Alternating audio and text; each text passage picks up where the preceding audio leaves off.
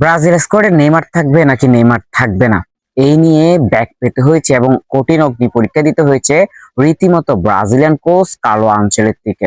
Carlo আনচেলত্তির সামনে দুইটা list ছিল। একটা লিস্টে নেইমারের নাম থাকলেও অন্য লিস্টে ছিল না নেইমারের নাম, যেখানে ছিল জোয়াও পেদ্রোর নাম, চেলসির বর্তমান সময়ের সেরা ফুটবলার যিনি নির্বাচিত হয়েছেন। একদিকে নেইমার ম্যাজিশিয়ান বয় এবং ফুটবলের আইকন রাজপুত্র যাকে বলা হয়, অন্যদিকে বর্তমান সময়ের সেরা একজন ফুটবলার। কাকে বেছে নেবেন? একদিকে ইনজুরি আক্রান্ত নেইমার, নাকি তুমুল পারফরমেন্সে দারুণভাবে নিজেকে এগিয়ে রাখা জোয়াও পেদ্রো থাকবেন? এই নিয়ে তো কঠিন অগ্নি পরীক্ষা দিতে হয়েছে অবশ্যই। একদিকে দর্শকের চাপ নেইমারকে নাও, সাবেকদের চাপ নেইমারকে নাও, অন্যদিকে বাস্তবতা বলছে জোয়াও পেদ্রো হতে পারে ব্রাজিলের জন্য সেরা একটা অপশন।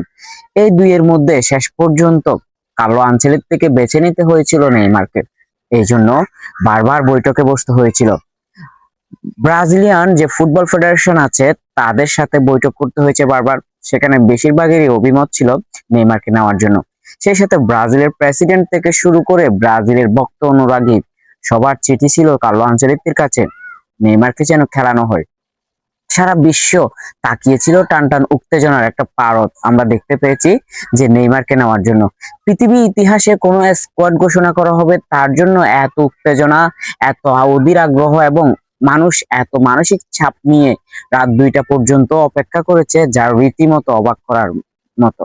শেষ পর্যন্ত নেইমারের নাম ঘোষণা হলো, সবার চোখে জল আসলো, সবাই উল্লাসে মেতে উঠলো এবং অনেকক্ষণ কার্লো আনচেলত্তিকে চুপ করে বসে থাকতে হয়েছিল যে নেইমারকে নেওয়ার ফলে যে প্রফুল্ল, সাংবাদিক থেকে শুরু করে বলে রাখি 700 সাংবাদিক উপস্থিত ছিল সেখানে।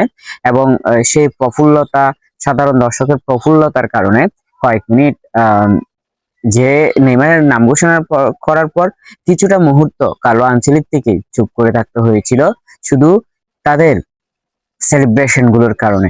সে যাই হোক, শেষ পর্যন্ত ব্রাজিলিয়ান প্লেমেকার বলেন, আর বিশ্ব ফুটবলের রাজপুত্র বলেন, আর ফুটবলের জাদুকর বলেন, নেইমার ব্রাজিল দলে অন্তর্ভুক্ত হয়েছে। ইনজুরি মুক্ত নেইমার আসলে কতটা ভয়ানক সেটা বিশ্বকে আরেকবার দেখানোর সময় এসেছে।